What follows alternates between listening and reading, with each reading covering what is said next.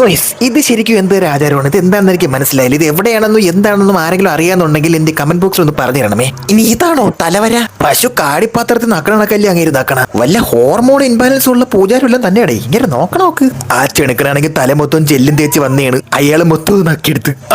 ഇത് പിന്നെ നമ്മുടെ നേരത്തെ ഗോപൻ സ്വാമിയുടെ മഹാസമാധിയാണ്. ഇതിൽ എനിക്ക് തൽക്കാലം ഒന്നും പറയാനില്ല. എന്നാലും ഞാൻ പറയും, ഈ സമാധി എന്ന് പറയുന്ന ഒരു തട്ടിപ്പാണെന്ന് ഇപ്പൊ നിങ്ങൾക്ക് മനസ്സിലായില്ലേ? അതായത് സമാധി ഇരുന്ന ഗോപൻ സ്വാമിനെ അവിടുന്ന് തുരന്നെടുത്ത് വെളിയിൽ കൊണ്ടുപോയി അവയവങ്ങളോലെ വലിച്ച് വെളിയിലെടുത്ത് പരിശോധിച്ച് പോസ്റ്റ്മോർട്ടം ചെയ്ത് കീറി മുറിച്ച് സെറ്റാക്കിയിട്ട് തിരിച്ച് നേരെ എടുത്ത് വീണ്ടും കൊണ്ടുതാ മഹാസമാധി വെക്കണം. അന്തിരി അപ്പൊ അനുവാദം ഉണ്ടെങ്കിൽ ഇതുപോലുള്ള ഏത് സമാധിയും നമുക്ക് അവിടെ നിന്ന് പൊളിച്ചെടുത്ത് വെളിയിൽ കൊണ്ടുപോയി ഇതിന്റെ അപ്പുറം ചെയ്തിട്ട് തിരിച്ചുകൊണ്ട് വെച്ചാലും മരിച്ച ബോഡിയിൽ പിന്നൊന്നും സംഭവിക്കില്ല. ചൈതന്യമാണ് അത്ര ചൈതന്യം. ആത്മാവ് ഇതുവഴി ഇങ്ങനെ വന്ന് ഉച്ചി മണ്ട് വഴി പുറത്തു പോകുന്നു. തലമണ്ട പൊളിഞ്ഞ് പുറത്തു പോകണമെങ്കിൽ ആരെങ്കിലും തേങ്ങ കടിക്കണം ഉച്ചിയിൽ.